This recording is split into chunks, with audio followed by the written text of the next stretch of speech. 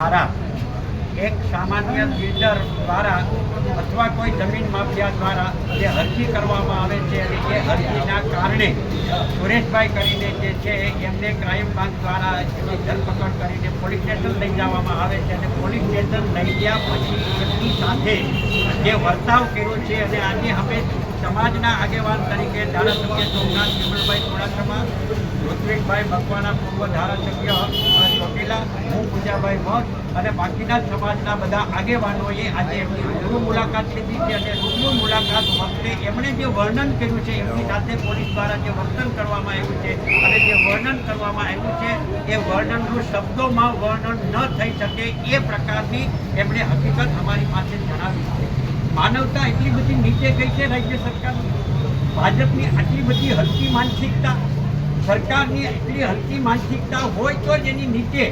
જે લોકો ફરજ બજાવે છે એની હલકી માનસિકતા ઊભી થાય. કોઈ પણ ગુનેગાર હોય, કોઈ પણ સમાજનો હોય, એની સામે કાયદેસરની કાર્યવાહી કરીને એને સજા અપાવવા માટેનું કામ પોલીસનું છે અને એમાં અમને કાંઈ વાંધો જ નથી. જો સુરેશભાઈએ કોઈ પણ જાતનો ગુનો કર્યો હોય એમની સામે કાયદેસરની કાર્યવાહી કરવામાં આવે, કાયદેસરની કાર્યવાહી કરવામાં આવે અને કોર્ટ મારફત એને 5 વર્ષ, 6 વર્ષ કે 10 વર્ષની સજા કરાવવામાં આવે, કોઈ સમાજને વાંધો નથી. પરંતુ સુરેશભાઈ સાથે જે અમાનવી વર્તન કરવામાં જે આવ્યું છે, એના કપડાં કાઢવામાં આવ્યા, કપડાં કાઢીને એને ઊંધા લટકાવવામાં આવ્યા અને ઊંધા લટકાવ્યા પછી એને મારવામાં આવ્યો, એના પગને ફ્રેક્ચર કરવામાં આવ્યું. એટલું જ નહીં પણ અમાનવીયતાની તો હદ ક્યાં થઈ છે કે એક કમિશનર દ્વારા એમના કુદરતી જે ખુદા છે એની અંદર પેટ્રોલ ભરવામાં આવ્યું છે પ્રેશર કરીને. ત્યારે મારે કહેવું છે કે આટલી વિકૃત માનસિકતાવાળા હું બહુ સ્પષ્ટ કહી શકીશ કે સ્પષ્ટ કહીશ કે સરકારની પણ આ જ પ્રકારની વિકૃત માનસિકતા હોય ત્યારે જ પોલીસ છે આટલી વિકૃત માનસિકતાનો અમલ કરી શકે. ત્યારે આ જ બાબતે આવનારા દિવસોની અંદર હોસ્પિટલમાં દાખલ છે અને હોસ્પિટલમાં દાખલ થાય ત્યારે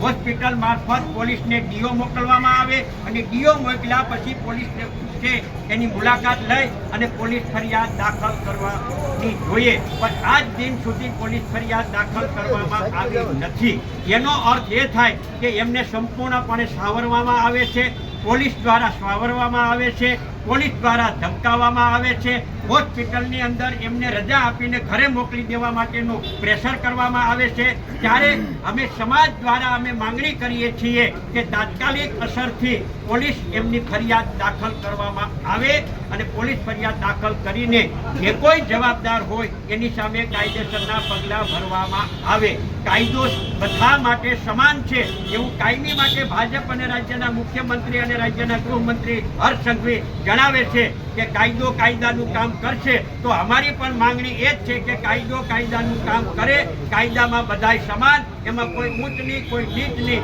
એમાં અધિકારી હોય, કર્મચારી હોય કે મોટો ગુંડો હોય કે ગમે તે હોય તો એની સામે કાયદેસરની ફરિયાદ દાખલ કરીને પગલાં લેવામાં આવે. આટલી ગંભીર બાબત બન્યા પછી પણ અને એ પણ સૌરાષ્ટ્રનું મુખ્ય મથક રાજકોટ શહેરની અંદર આ પ્રકારની જ્યારે પરિસ્થિતિનું નિર્માણ થતું હોય ત્યારે રાજ્યમાં કાયદો અને વ્યવસ્થાની પરિસ્થિતિ કેવી કથળી છે આ એનો ઉત્તમ નમૂનો છે. ઋત્વિકભાઈ મકવાણાએ જેમ કીધું એ પ્રમાણે જમીન માફિયા હોય, ખાણ માફિયા હોય, ખનન માફિયા હોય, દાદાગીરી કરનારા હોય એની સામે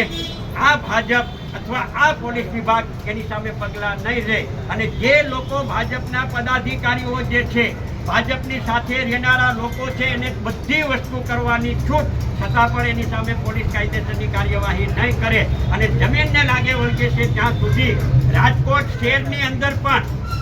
સરકારી જમીન હોય કે બાકીની જમીનો હોય એના સામે ગેરકાયદેસર દબાણો કરવામાં આવ્યા છે એની સામે વહીવટી તંત્ર પગલાં નહીં લે, એમાં કલેક્ટર કે મ્યુનિસિપલ કમિશનર પગલાં નહીં લે, એમાં પોલીસ પગલાં નહીં લે. રાજકોટના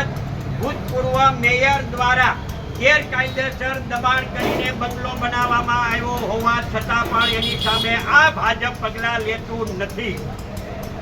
આ પોલીસે એની સામે પગલાં લેવા જોઈએ. એક નાનો માણસ કે ગરીબ માણસ અને રાજકોટમાં જંગલેશ્વર જે હતું એમાં 7 થી 8 હજારની વસ્તી હતી, તમામ સમાજના લોકો એમાં હતા, તો એ જંગલેશ્વરને બુલડોઝર મારી અને એની અંદર ઘર વિહોણા કરી નાખવામાં આવ્યા. તો આ રાજકોટના પૂર્વ મેયર છે, એનું દબાણ હટાવવામાં કેમ નથી આવતું? આ જમીનના પ્રકરણમાં જ આ પ્રકારની પરિસ્થિતિ આ જે બનાવ બન્યો છે એ અમને જે હકીકત મળી છે હકીકત. ત્યારે આવનારા દિવસોની અંદર વિમલભાઈ ચુડાસમાએ અને ઋત્વિકભાઈ કીધું એ પ્રમાણે કે આ યુવાનને જે સુરેશભાઈ ઉપર જે અન્યાય કરવામાં આવ્યો છે એને ન્યાય મળે અને સરકાર આગામી દિવસોમાં રાજ્યના ગૃહમંત્રી વરઘોડો કાઢવાની વાતો કરે છે ત્યારે વરઘોડો એના કાઢવા જોઈએ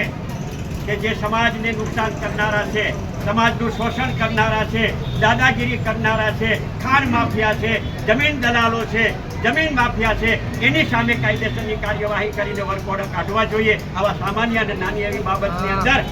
આ પ્રકારનું અમાનવી કૃત્ય કરવું જોઈએ નહીં. એટલે આગામી દિવસોની અંદર રાજ્યના ગૃહમંત્રી અને મુખ્યમંત્રીને પણ વિનંતી કરીએ છીએ કે તાત્કાલિક અસરથી જે કાંઈ બનાવ બન્યો છે એની પોલીસ ફરિયાદ દાખલ કરીને કાયદેસરની તપાસ કરી અને સુરેશભાઈને ન્યાય આપવામાં આવે. અન્યથા આગામી દિવસોની અંદર થોડી સમાજ એકત્રિત થઈ અને ન્યાય મેળવવા માટે જે મહિના બંને આગેવાનોએ કીધું છે એ પ્રમાણે કાર્યક્રમની રણનીતિ ઘડી અને આગળની કાર્યવાહી કરીશું.